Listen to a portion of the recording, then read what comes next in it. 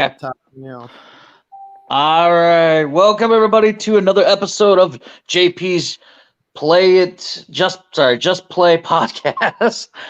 We have an exciting interview today with a video game legend named Tim McVeigh. Holds a couple records. He's a Hall of Famer for video games. I'll let him explain everything. Yeah, we'll just kind of go with there. How we doing there, Tim? Doing great. How's everybody doing tonight?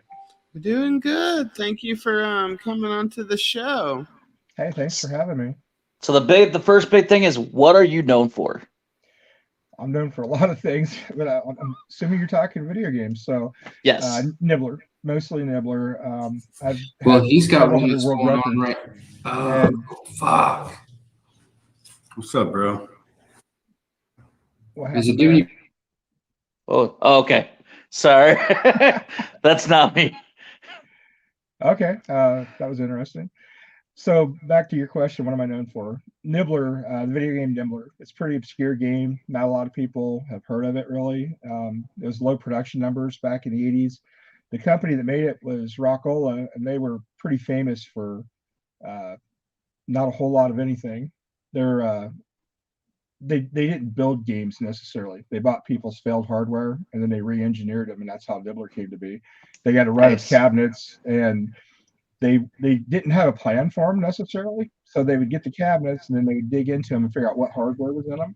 And then from that area, they would go backwards. They'd work in reverse and say, okay, this is what we have. What can we do with it? And then that's how Nibbler came to be to begin with. And then the two guys, I can see you waving at me, but I can't hear you. All right. Oh no, I was seeing Timmy is saying hi up there. Hi, Timmy. He's another promo. He's from another podcast. Hey, Timmy. I don't see any chat, so I guess I missed that. I didn't sign in or didn't do something there. No, he could pop it up. I can't. I'm not on. Yeah. So you on Nibbler, and you get a couple world records for being a billion points. How did that come around, and how did you be like, okay, this is something I'm gonna do? So I'm from Ottumwa, Iowa originally, and that's where I'm from too. Yep. Anybody that knows video games knows, really knows, especially classic arcade gaming. That's where it kind of started in a way.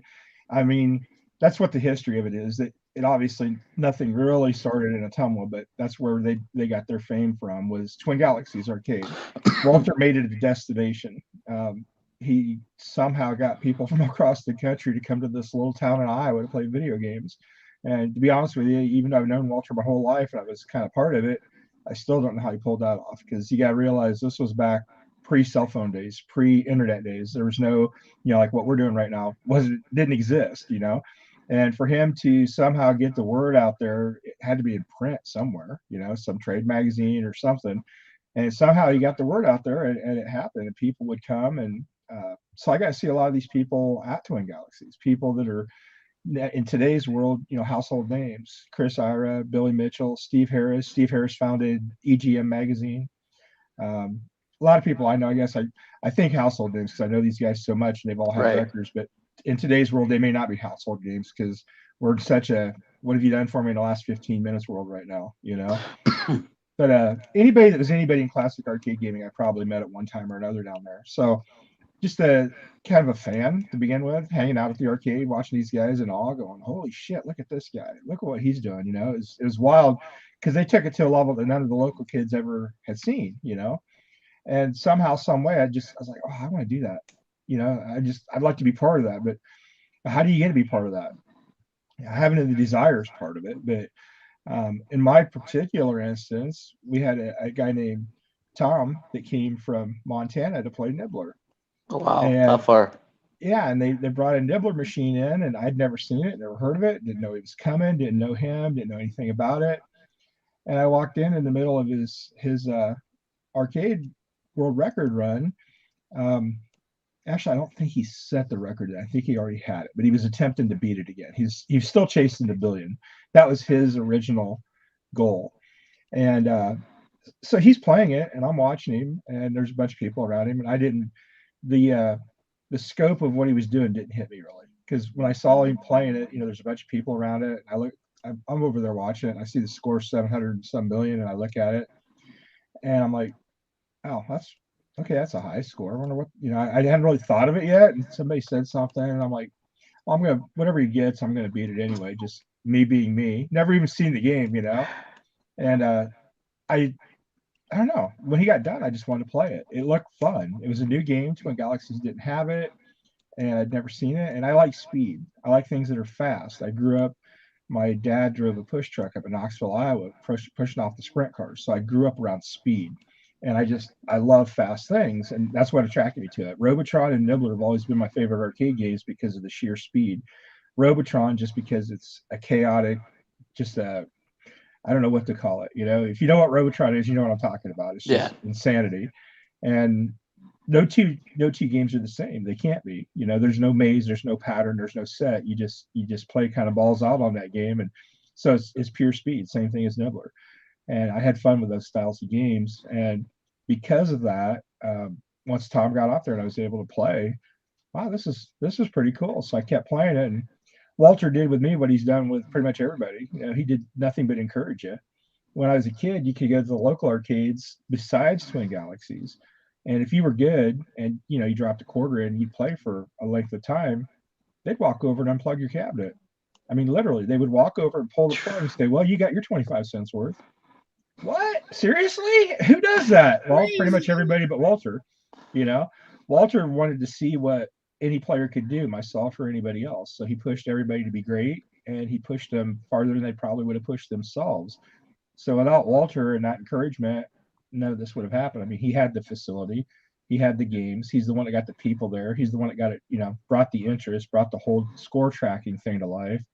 And because of all that, I just happened to be at the right place at the right time. And I don't think anybody chooses. Like I said, I was like, oh, this is cool. I want to be part of this. But I don't think anybody chooses. Like you walk in, you go, I see that game right there. I'm going to be the champion on. I don't think anybody does that. If they do, they're a different breed than I am, because I got a bunch of people I work with, and they're like, oh, so you're great at video games. And I'm like, no. One, I'm really good at one. I'm not great at video games.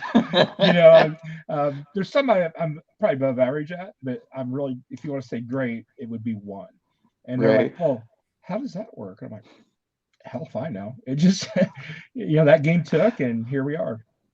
So explain to everybody about marathon gaming, because when you played that, I remember, we'll talk about the documentary too. 1 billion points. It took you what, 46 hours? You're close. So back in the day, one of the big crazes was marathon gaming. That's really what got Twin Galaxies interested in the scores. I was part of a couple early marathons before I was really good at anything. And by part of what I was I was the guy in the background with the spiral notebook with, pen and paper. It was a joust marathon. So anybody familiar with Joust, the Williams game, you don't see how many lives you have. It doesn't give you a total on screen. So to know if he could take a bathroom break or whatever, somebody sat there and literally every time he got a free guy would mark a tally mark on the paper. And every time he died, would cross one off. And we were keeping track of his lives so he could go to the bathroom, knew how many lives he had, stuff like that. So my first marathons staying up were with other gamers in support. So anyway, back to that topic. What a marathon was the way we considered it back in the day is probably different than the way it's considered now, because the arcade games didn't have a pause. There was really no break rules have been put in place. I guess if you look on the modern Twin Galaxies, you can build up, I don't know, something like 5 minutes of break for every hour played, or some total bullshit nonsense. To me, that's dumber than hell. To me, a marathon game is you drop your quarter and you play the game. Since there is no pause, the break time is built in. If you're good enough and you can build up enough lives, that's your break time. Whatever extra lives you have that you're willing to let die off while you're away from the machine, that's your break time. This 5 minutes of break for every hour played, I don't know who thought that up. That's crazy. I know one of the games referenced because of that was Cubert. The idea being you could build up an insane amount of lives. There was no limit. And if you were good enough, you could build up enough lives. You could literally sleep during the game. I'm okay with that. I don't think you got to with this 5 minutes an hour bullshit. If you're good enough, you can build up enough lives, and you trust yourself enough, and you're able to physically let yourself fall asleep during a marathon, and able to wake up again at a later point and be lucid enough to jump back on and keep that game going, more power to you, man. If you can sleep for 4 hours because you built the lives up, do it. This 5 minutes an hour, and then you could take 15 minutes at a time. that's stupid. We never had anything like that back in the day. Back in the day, it was you played the game, and as long as you had lives, you could do whatever the hell you wanted. If you had to go to the bathroom, you just wanted to walk away and stretch for a minute. The only stipulation being nobody else could touch the controls on the machine. So if you wanted to go to the bathroom and somebody else grabbed the joystick, started playing your game was over. Your score ended right there. So we had to have people around to make sure that when somebody left the machine, nobody touched it. But beyond that, it was the Wild West of gaming. It was just play and do whatever you could. And the marathoning started because people wanted to see who could get the higher score. And it was incredibly fun and exciting to see. It was incredibly frustrating to try to do, but it was a lot of fun. What was your first like marathon? Like, how long did you go the first time As a player or as a support person? as a player? As a player, that's an interesting question. I had my highest score to begin with was probably my first one. That if you're aware, if you've seen the documentation, both times I set the billion, it took me 7 different attempts each time. 7 attempts. Okay. Yep, it was weird how that worked out. It was like the 7th time, hey, it's your lucky time. The first one I got on Nibbler, I played. Tom had the high score, and it was 838 million, I think, and I played to 716, which was my high score, my personal best at the time. It put me at number 2 on the game, and I had died out. I don't think I'd ever been awake that long, and I ran out of lives. I don't remember the length of it. Since I didn't get the record, it's not like we marked this down and remembered it. This was a failure. So it was somewhere in the 30-hour mark, somewhere after 30 hours, and like I said, I don't want to remember it. You know what I mean? But I remember the 716, unfortunately, just because it put me at number 2, and I was number 2 for much longer than I wanted to be. I don't like number 2. Number 2 is the first loser. Mm-hmm. So, what was the when you got the record? What was your time there, and what was the record? The record I beat was Tom's. He had 838 million, and I played for, I think I said it was 44 hours and 45 minutes. We were supposed to start a marathon at noon on Sunday. It was oh shit, I'm trying to remember the name of the weekend. Coronation Weekend, I think is what it was called. Coronation Day. There was 3 co-players of the year: Billy Mitchell, Tim Collum, and Ben Gold. And they were in Ottumwa that weekend, and Walter had a big celebration for all of them. And I still don't know why the time was chosen, but it was noon on Sunday. We're supposed to, everybody's going to play marathons. It's supposed to start at noon on Sunday, which looking back on it's crazy. Why didn't we start on Saturday? But anyway, noon on Sunday. Funny story here. We went out drinking the night before. By we, I mean it was most all of us, and realize you're talking to right now 40 shit, I wish 54-year-old guy looking back, and the night we're talking about I was 16. Where'd you guys go? We just there's some of us that could go buy beer because they thought we were older than what we were, and we would just go to a gas station, literally go and buy some 32 ounces and then just go sit down by the river somewhere, sit under one of the bridges in Ottumwa and just drink beer. And we did that, and I overslept the next day, not to mention the hangover. That was fun. Doing a marathon with a hangover, I'll never do that again. But so I wake up the next day and it's like, oh shit, I was supposed to be at the arcade at noon. I jump on my BMX bike and I haul my ass down there as quick as I can. It's like 2:00. And I walk in, and of course everybody's already playing, and I look around and I don't see Walter, and I'm not sure anybody really seen me because, at the time I'm just another gamer. Like, I'm not even as famous as the people that are currently marathoning at this point. So I'm kind of able to walk in and notice, that kind of thing. And I just kind of calmly, coolly look around, like just walk up to Nibbler, and I drop my quarter and start playing like nobody noticed I wasn't there at noon or something, and we started going. And so 2:00 on a Sunday afternoon, and I finished when I stood up and walked away from the machine. It was 11:15 in the morning on Tuesday. Oh, wow. So when, like, I remember watching the documentary, like the news and everything, and like Walter called everybody with like, hey, he's gonna break the record. Like, when did you know? Like, did you ever know that you're getting close to the record, or that you're gonna beat it, or like when you're sitting there playing? I knew I was getting close. I didn't think I was gonna beat it. The story, Billy, I think, embellished it just a little bit in the documentary, but he was mostly accurate. I can remember the lives just going down down. I'm watching them dwindle, and that's the hardest part of Nibbler. You build your lives up. You can only have 127. Once you go past that, you literally roll the lives over to zero. When you die, your game ends. So you don't want to do that. So we usually were between 100 120 lives. Once you get under that, and you're no longer able to, you see it as a player. You're like, okay, I know I'm under 100. I'm trying my best, and I just can't get my lives built back up. You're aware of it. At that point, your game's over. It's just how long does it take for these lives to run out? And there isn't shit you can do about it. But watch it. It's brutal. Nibbler, that's the most brutal part of that game. I hate it. When you get to that point, I literally just want to punch the screen and walk away, because I know it's over, and just that slow drawn drag. It's the most pain. It's like watching a car wreck in slow motion or something. It's brutal. So I was aware of it, but I was the world champion at this point. I was in the 900 million, so I had the record. So I was happy with that. And my brain kept going, you can just go to bed now.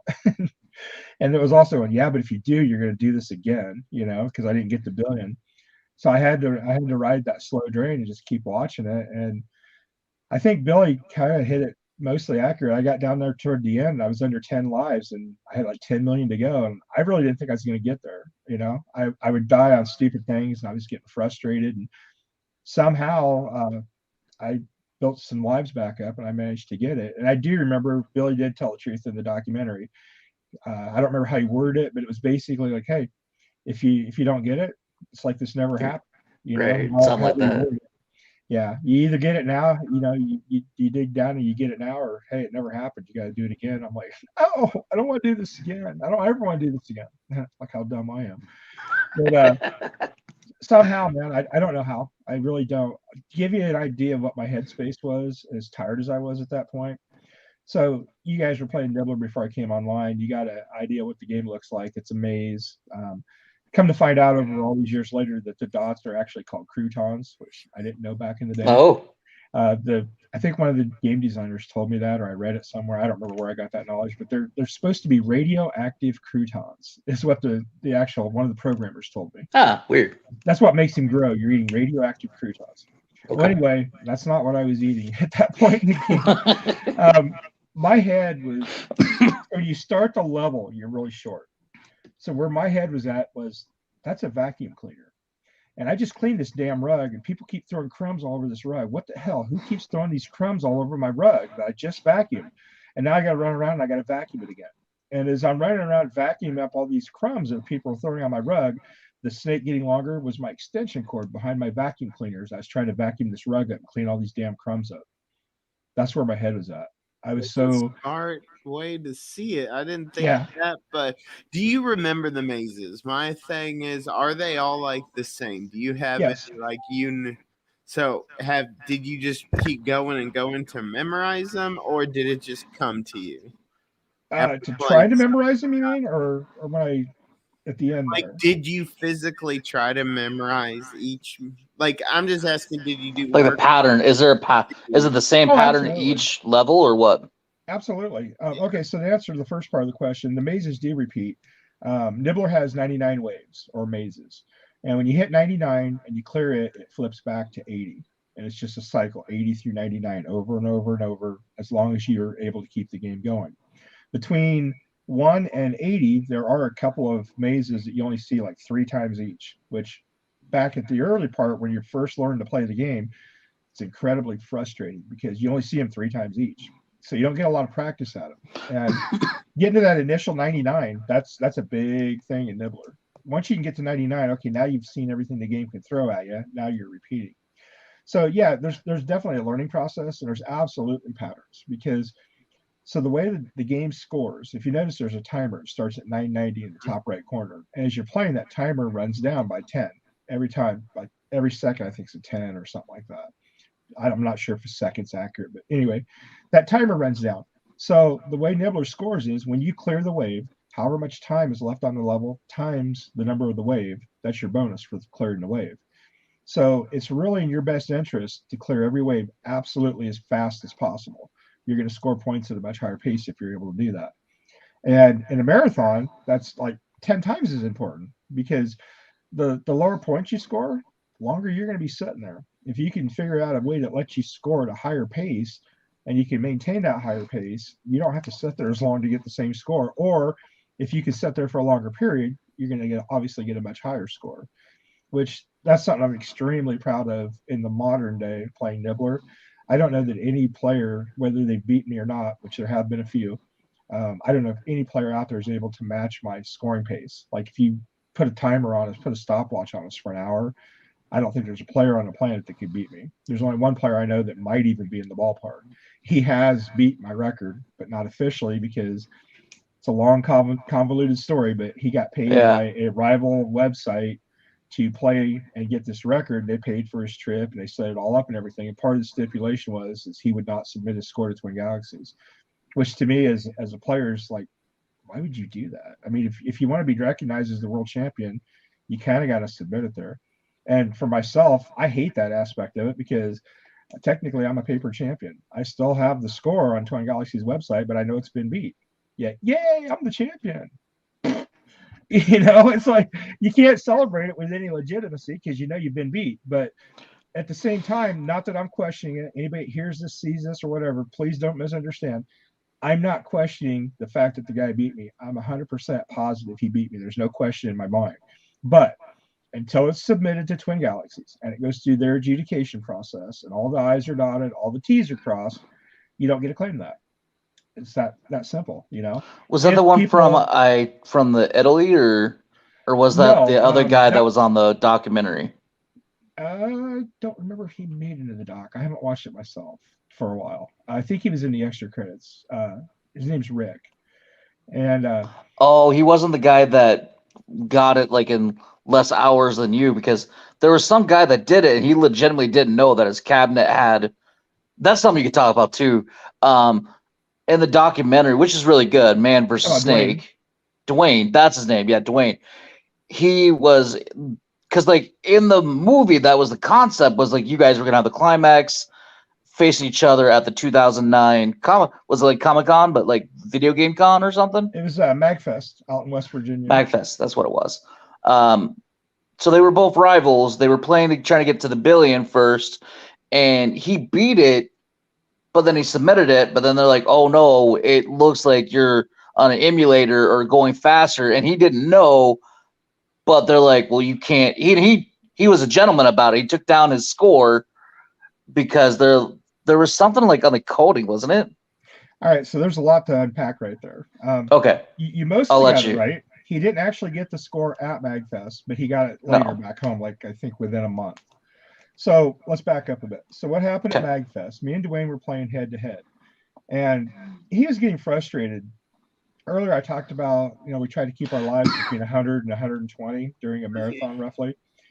The highest I ever saw Dwayne have for a live count during that particular marathon was like 66.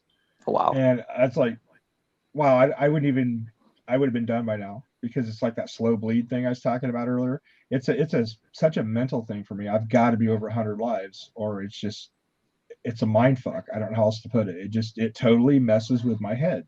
So when I drop below that and I can't get back over it, it's terrible for me. So I'm watching Dwayne, because they got it up on the wall on big screen, both of us playing. All you gotta do is glance up and you can see what he's doing, especially during break time. When I stopped to take a break, I'd walk over and, how you doing?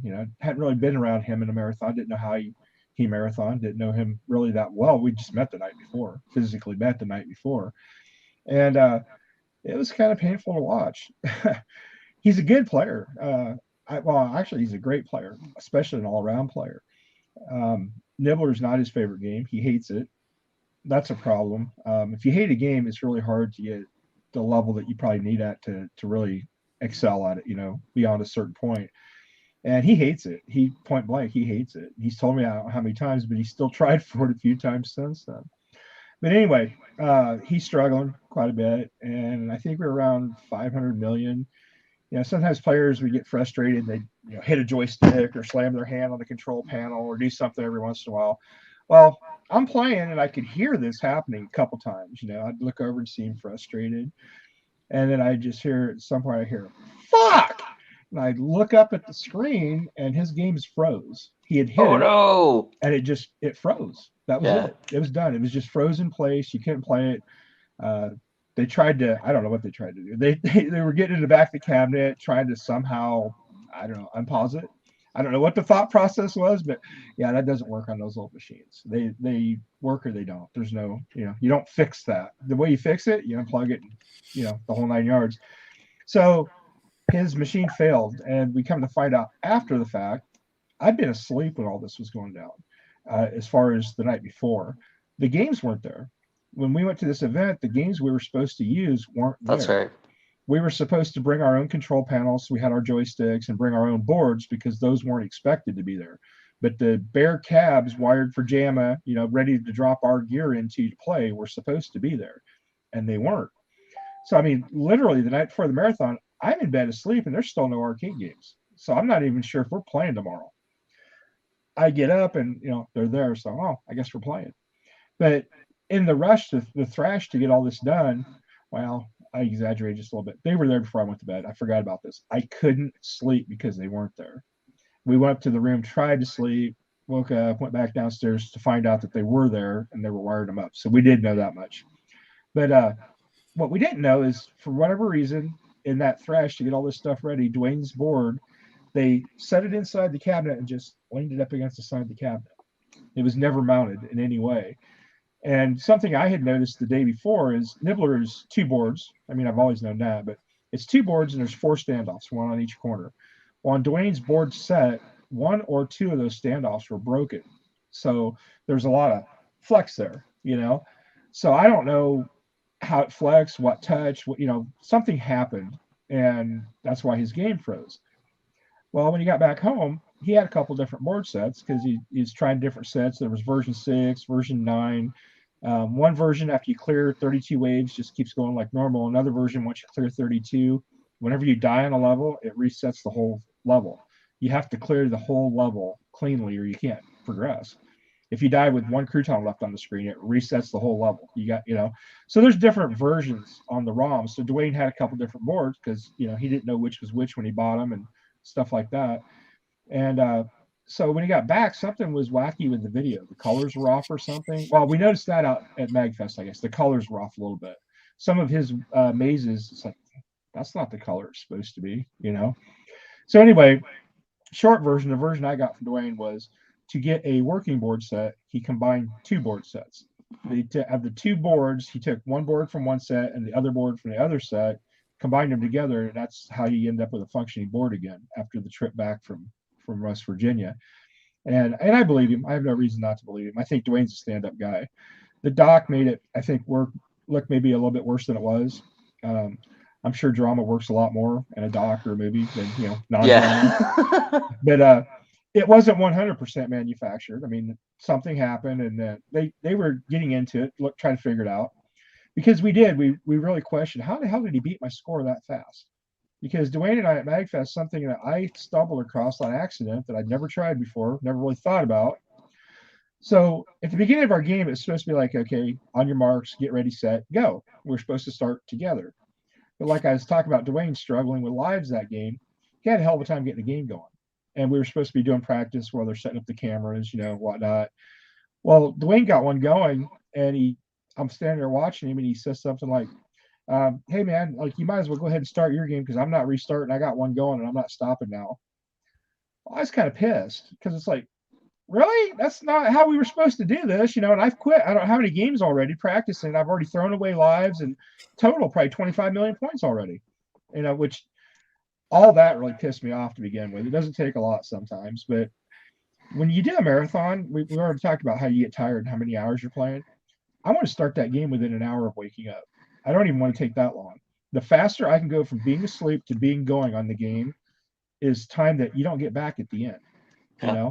So when you screw around at the beginning and you're wasted a half hour, an hour, 2 hours, whatever it is, man, you're cutting your game short and you haven't even started yet. So just not being, the fact that nobody was ready when I was ready was annoying. But I know the world doesn't revolve around me. It was, there's a bunch of moving parts involved here, so made the best of a bad situation. But when Dwayne said that, I was like, are you fucking serious? I was pretty mad. So I went over and started, and like I said, the 2 games were up on the wall between us, and he's already 13 million ahead of me. That's it's not how we planned on starting it. So over the course of I don't know how many hours, we're at this festival, people are walking around, watching, talking, and you'd hear people go, "Well, that guy over there is the champion. Well, that guy over there is way ahead." It just it annoyed me. So for some reason, I decided to try something I'd never tried. Earlier, I mentioned to you, your score is based on the timer and how many dots or the wave, what's left on the timer times the wave number. So I thought, you know what? If I clear the whole screen except for one crouton, intentionally kill myself, come back on the next wave with a full timer and grab that one dot, I wonder what that'll do to my scoring pace. So I tried it, and I kept doing it, and it's like, holy shit! You've got to kill lives off anyway. You can't go past the 127, but I didn't expect it to quite work the way it did. Your scoring pace increases a lot, and I actually caught him. He was 13 million ahead of me when we started. That's about a half hour head start. So I was coming from behind. I caught and I passed his score, which when I told you he was hitting his machine and getting a little frustrated, I had passed him at this point. I remember now specifically. I told you he was at 500 million when it froze. He wasn't. He was at 498 million. I was at 502. Oh wow! I remember those numbers specifically because Tina was charting it. She's right now. Okay, after 1 hour, he's got this and Tim's got this. After 2, she's tracking all this, and when we take breaks, she's giddy over it. She's never seen me do a marathon before, and she's like, "You're catching him. You're gonna pat." She was just, it was like a little kid in a candy store thing. It was fun to watch, and I passed him. My goal in my head as we were doing all this was, I'm making good progress. I want to be ahead by at least 500 million. And I'll be damned if I wasn't. I just, not by a lot. It had just happened, but I didn't realize that was frustrating Dwayne at that point. Just like I'd been frustrated at the beginning, starting off in the hole. That was part of what made him start hitting his machine, which led to it freezing. So all that was crazy. Nobody saw any of that coming. And like I said, when he got home, he's trying to get a working nibbler set. So one board set didn't work, the other board set didn't work, so he tried to experiment. That's what some of us do with this old hardware. You've got so many pieces, and well, this one ain't working. What if I try this? How about if I try this? So he got the 2 boards together that gave him a functional machine, and there you go. Away he went. So now he's armed with this knowledge that, hey, we dubbed it point pressing. Hey, if I clear all the screen with one crouton, I eat that, we can score a lot faster. Well, him and I had talked about it the day after because both of our marathons ended short. So on the Sunday, we were expected to still be playing. Well, we were done. So him and Tina and I were sitting around in the lobby of the hotel we were in. We were watching NFL football. The playoffs were on. So we're watching football and just, talking and stuff. And so he takes that knowledge back home with him, and he's ready to go again. So he gets his machine working and he goes again. And he did. He broke the billion. And he did it in like 36 hours. We're like, wow. We were expecting sub 40, maybe best case scenario, like maybe in the 38-hour range, depending on, number of bathroom breaks and that kind of thing. And I was like, holy shit, that really worked. I didn't expect it to trim 8 hours off of, the time I took. But wow, I'm impressed. Well, Tim and Andy, the guys doing the doc, of course, they get Dwayne's footage, not thinking of anything, not suspecting anything or whatever. And me talking to him on the phone, we had the conversation. They're like, well, what do you think of Dwayne doing this? What do you think of this? What do you think of that? And blah, blah, blah. And I don't remember the exact details, or I'd be happy to share them. But, we're talking to an old guy right now, and this is 10 years ago already or more.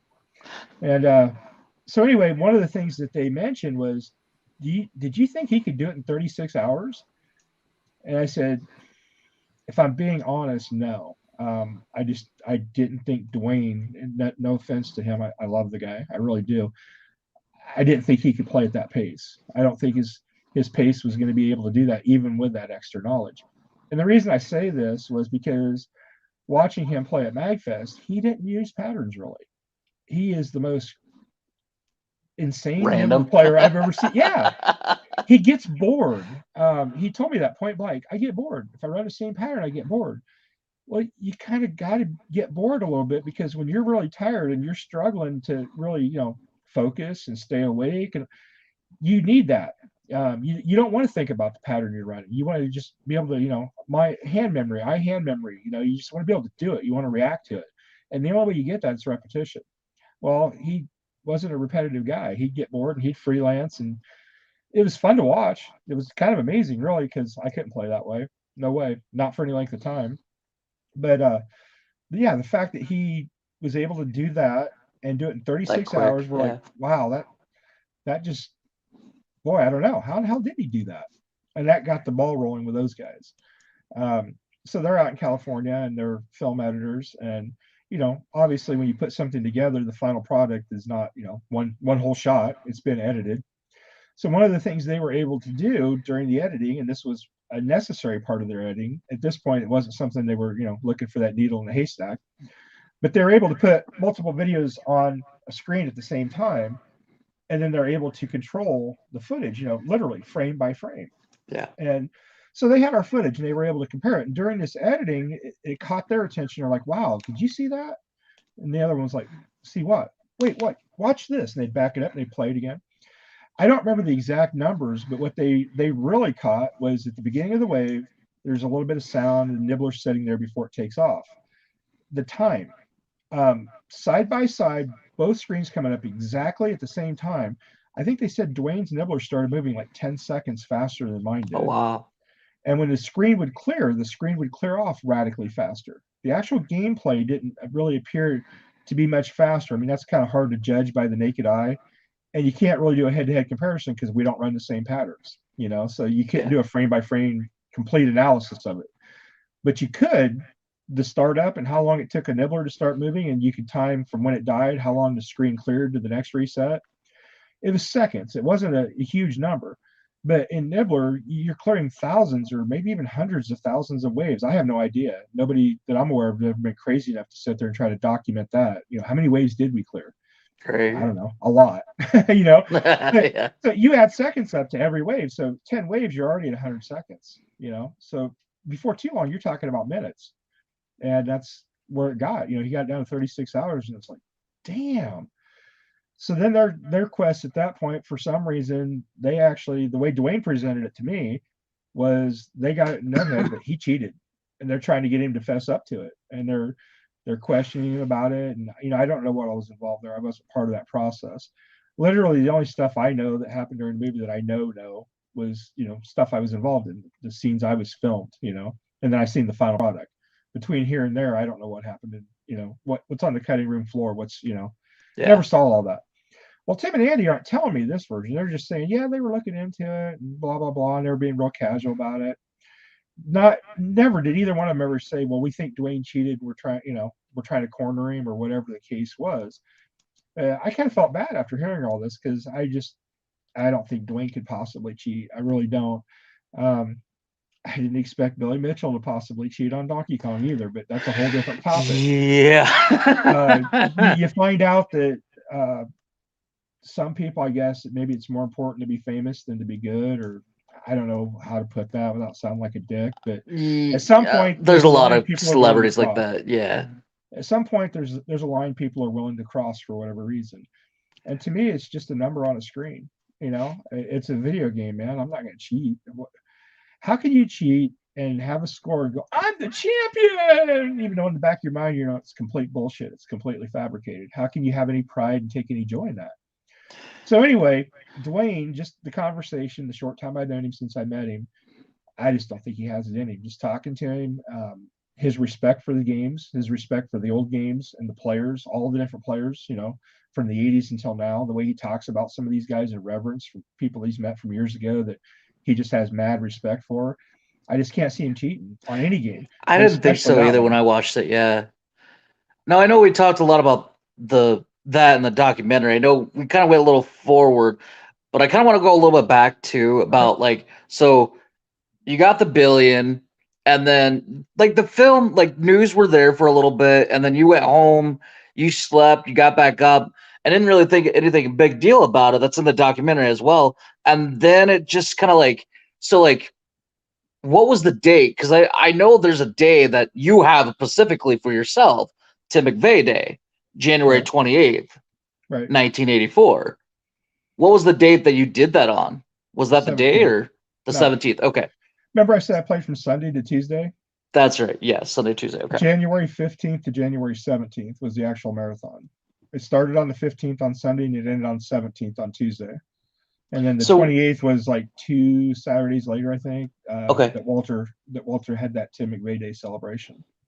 So what made it so popular? Because like back then, social media, if it was there, it'd be huge. But like the news came in, how did it get so big about you winning the billion? Walter, he had their ear by this point. He had done so many things. People that really know the classic history know Tumwa. They're probably well aware of the Life magazine photo shoot that happened right out in front of the arcade. That was something Walter pulled off. That's Incredible was there. And honestly, this is going to sound crazy hearing it for me, but that's what got me to go to Twin Galaxies. Here I live in Ottumwa, and there's a TV show called That's Incredible. It comes to Ottumwa to film it, and that's what finally gets my attention. Hey, there's an arcade down there. I'd never been there. I'm sitting in my house watching it on That's Incredible, going, holy shit! Maybe I should go down there sometime. Is that arcade closed or is it still open today? It's been closed for decades. Closed. Yeah. Sadly, the arcades, most of them closed in the 80s. The majority of them. So yeah. I didn't even like when I was growing up till I like moved from Ottumwa. I had no idea about any of that stuff. I'm like, I wish I would have known. No one said anything. So like, how long was it? How you can be so close to something and be unaware, isn't it? I literally right in town, and I had no idea until like I moved, and then everybody's like, "Oh yeah, Ottumwa was the video game capital." I'm like, "Why didn't I know about that?" Like, I literally didn't know about it till I moved. All right, so I'm not the only one late to the party then. Yeah. Well, like, so how long was it? Like, okay, so you got the billion, you got your day, and then how long were you like popular with it before it just kind of like died off, or did you keep on playing for a few more years, or? It was over at that point. I mean, it was over when my game ended. I didn't know the Tim McVeigh Day thing was coming. And if you remember, we just hit the date January 28th. The other thing I didn't know that was coming was the arcade closed in March. So not even quite 2 full months later, it was closed. So, Didn't see that coming. It's just the whole world changed at that point. Up until the arcade games, kids, we didn't have a lot of entertainment. Our bikes were our lives for a lot of us. We lived on our BMX bike. We raced. We rode it everywhere, school and everything. Outside of that, it's going to sound funny hearing this for probably a lot of kids today, but HBO wasn't 24 hours yet. The movie channel, the only 2 channels you could get back then for movies was HBO and Movie Channel. HBO only went certain set of hours a day and then it went off the air. Movie Channel wasn't in stereo yet. Stereo wasn't really even popular yet. We're talking a long time ago, like I said earlier, pre-cell phone, pre-internet, pre a lot of things. So entertainment options were pretty limited, really. And the arcades were hugely popular because of that. But then everything started changing in the 80s, Malls came into favor, so a lot of stores closed, so kids hung out at malls. Video games got popular. Consoles came out that you could somewhat match or exceed the arcade experience in some ways. The NES system. That was an amazing home console for its time. It blew me away because, I started on the Odyssey 2 and the Atari 2600, and by comparison, the Nintendo just kind of shit all over those. Just totally smoked it. Not totally arcade graphics yet, but in the ballpark enough to make you not really care. I can sit home and play these games. Man, these look good. This is great. And everything changed, and the arcades just, man, they took it hard. They just dropped like flies. So after you got the billion, then 2 months later they closed? Yeah. That's crazy. It was March or April. I don't remember the exact date, but it was March or April. That is insane. So how long was it open? Like four years? Well, like I told you, I never got in there at the beginning. So I don't know what day one was. I mean, I've never even looked it up. I'm not sure if there is an accurate day. I love Walter, but he embellishes many things now. Stuff that was cool back in the day, sometimes he just can't take it for what it was, and things get embellished upon. And the arcade was one of them. Some people have read about Twin Galaxies, and in their mind, they just, I don't know, they picture this Walmart-sized facility full of games, and And it's not that. It was It small. was a little tiny hole in the wall. I think the most games they ever had at any one point together was 24 games. So I'm not sure what the actual opening date was, but they were there for at least 82 to 84. And I think maybe I might have read somewhere that they opened in 81. But Walter started really putting them on the map with that Life magazine photo shoot in 82. That was November of 82. Okay. Oh wow. So it wasn't very long. So okay, so you finish, so you get the billion, then everything closes. Did you stop playing after that? Like, or where did you go you kind of after that? Or yeah. So when did the documentary come around then? Like, what was the idea, the thought of that? Okay, let me answer this in two parts. The first part was the still playing part. I had an Odyssey 2 at home. That's all I had. The arcades were gone. So, I mean, my only option was to play on the Odyssey 2. There were no arcades. They were in this area. They were gone. In the rest of the world, that might not be true. But my joke growing up in a town of Iowa was that no matter what happens in the world, whatever happens, it happens last in Tumble, Iowa. Mm-hmm. So I figured by the time Tumble's arcades closed, everything else was too. But yeah, you didn't have a lot of choice. There's no arcades to go to. So what are your choices? 2600, Odyssey 2. And my parents had bought me an Odyssey 2 because I asked for an Atari for Christmas. My mom was always, like that close. It was a good console, but it sucked in the way that everybody else I knew had an Atari, and I couldn't just trade games with friends and stuff. So anyway, my gaming went to the Odyssey 2 because that was really the only game in town for me at that point. So that's the first part of the question. Okay. So how did the documentary come to be from then till, that happened? Well, I alluded to earlier, Tim and Andy had snuck that main machine into their studio and started going through the games, starting at the A's or whatever and working their way through. When they hit Nibbler, I don't remember if it was Tim or Andy. One of them got, I think they said like 400,000 points, which they thought was huge because, not familiar with these games. These are younger guys that didn't live through the arcade, wasn't aware of all this history. And as a joke, the other one, well, I don't remember which one did what. Anyway, one of them looked it up on the internet. They Googled Nibbler and world record or some combination, and they found Twin Galaxies. So they're looking through it, and they see Tim. Here's Tim McVeigh. This is his billion-point score. What the hell? And then they start looking into it, and they're like, Tim McVeigh Day? What is all this? They had no idea that it kind of fascinated them. And that's where they got the whole idea for doing it. They're like, we didn't know about this. How many other people don't know about this? This is a cool story. We want to share this story. We want more people to know this story. And that was the original idea for the 10 to 15 minute straight to home. They were going to come out. They were going to interview me, record any media that we had, like newspaper articles, anything like that they could photocopy and stuff. And it was just supposed to be a short doc to begin with. And then it changed like everything else does. It turned into something totally unexpected. Because how long was it? Like an hour and a half? Yeah. Or was it 2 hours? Okay. It was an hour and a half, hour, 40 minutes, somewhere in there. So like I've been on TV once. I did a search thing, and I remember it was like 15 minutes or something online on TV, but it was like we were there for like 6 hours recording. How long did it take to like record that documentary? That's funny. So think about this. Most marathons are at least 40 hours. Yeah. Okay. So from the beginning of the doc until the release of the doc, I had 7 of them. I don't know how many Dwayne had. You're talking at least 10 documentaries, and you figure if those go at least 20, 30 hours a pop, you've already got hundreds of hours of footage just in gameplay. Jeez. Nothing else, just in gameplay. And then you factor in everything else, like you were just talking, how much time cut down to 15 minutes. Okay, so you've seen all my interview footage, but each time they came to my house, they were here several times. That was an all-day shoot. We would start at 8 or 9 in the morning, and we'd be done at 5 or 6 at night. Oh, wow.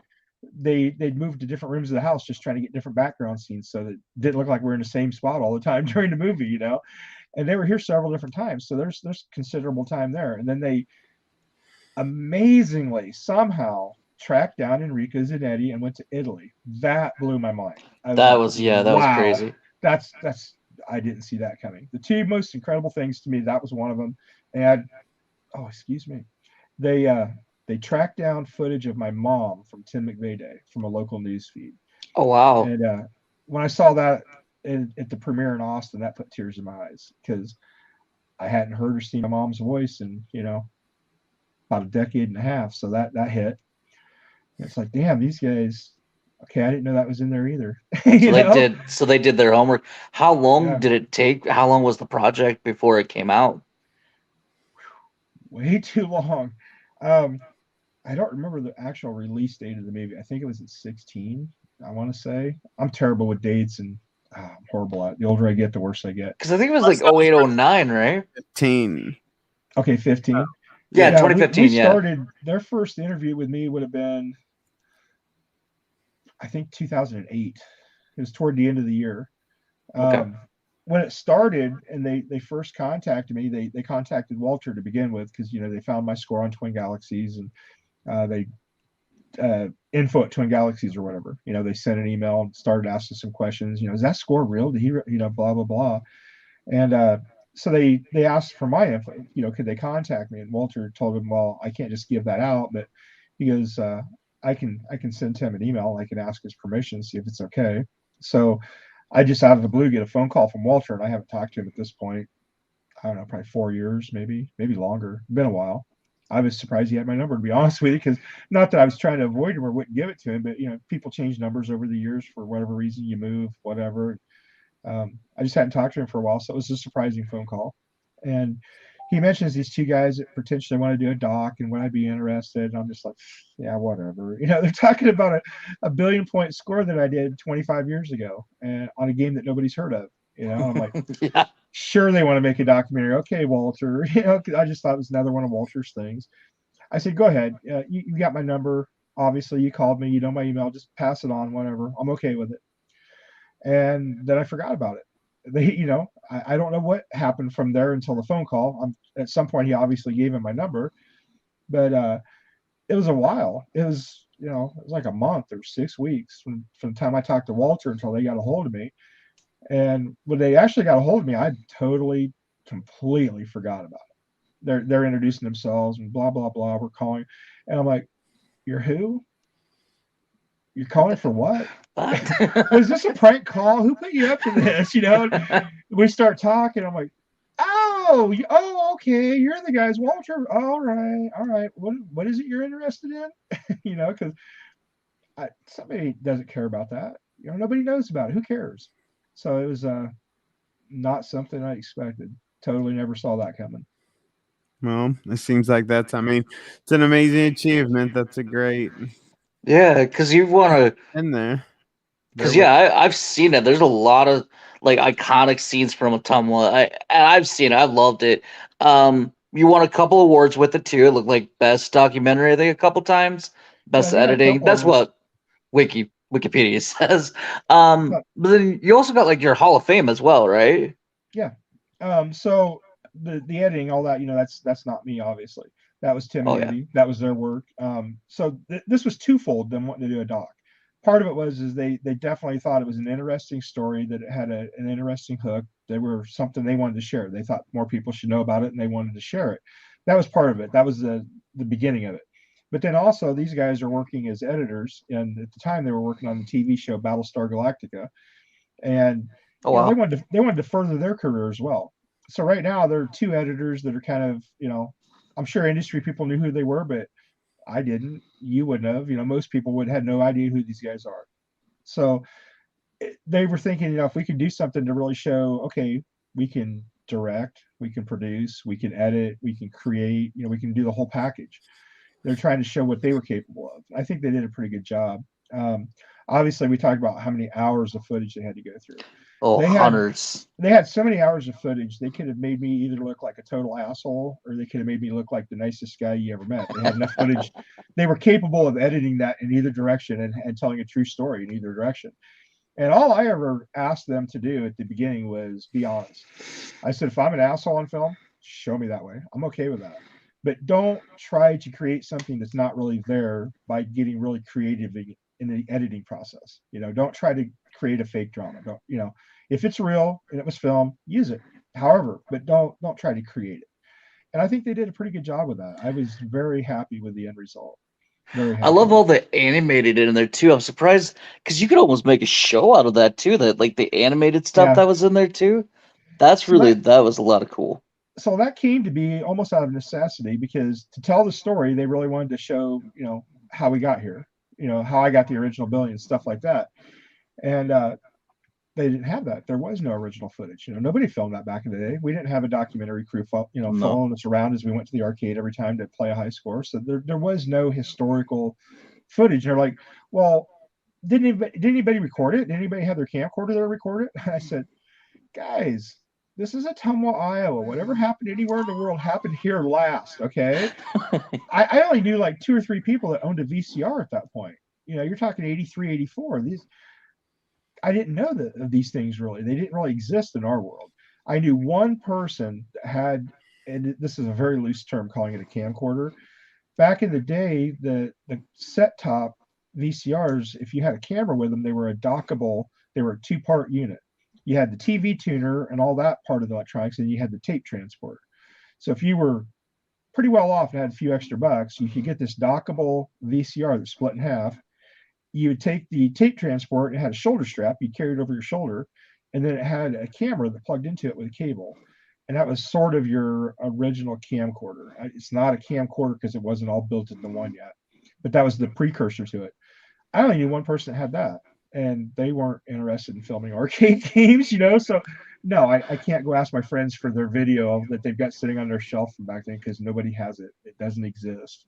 And they just didn't understand that. I'm like, how old are you guys again? Did you not? Oh yeah, you're not from Ottumwa, Iowa. Never mind. Hey Josh, how much time can we still keep going?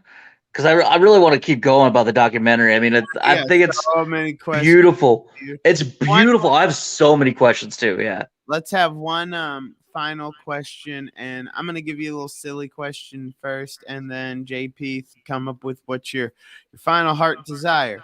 Mine is just if you could go back and design a quarter arcade game, what would you do? What do you think you'd want to create? Well, if I'm being real, I am not a creative person, so that's probably not even going to happen. But out of all the games that I ever played, if I could have created the game that I was actually playing and been proud of it, it would have been Robotron. Just absolute chaos and speed. Those were what appealed to me, and that game had it all. That is, in my eyes, from then until now, across all this time and space, across every video game ever made, the greatest video game that's ever been created is Robotron. And that would have been the one I would have loved to create it. It's that high up on the chart on my video games. That's my style. That's my type. I just would never had the creative vision to do something like that, especially at that time. Oh yeah, that's go JP. Yeah, I would love to have you again, like a part 2. We could like kind of unpack more of the the documentary and then like the film premieres and then kind of like what's going on now. I'd love to do that again. I know we a little limited this time, but I'd love to set up again with you. What's one of the things like you want people to know now about video games, or something that you're what's your proudest moment, and then everybody's seeing this, what do you want them to get out of this? Well, that's a tough question. There's been a lot of bullshit in video games for a long time.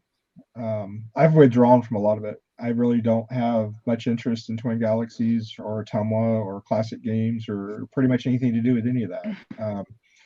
I'm very much a modern, well, I'll use this term loosely, a modern PC gamer. And I say I use it loosely because the game I play the most of is Diablo 3 right now. And anybody that's Which is into modern PC gaming, that's it came out in 2012. But which is still part of the modern part of the.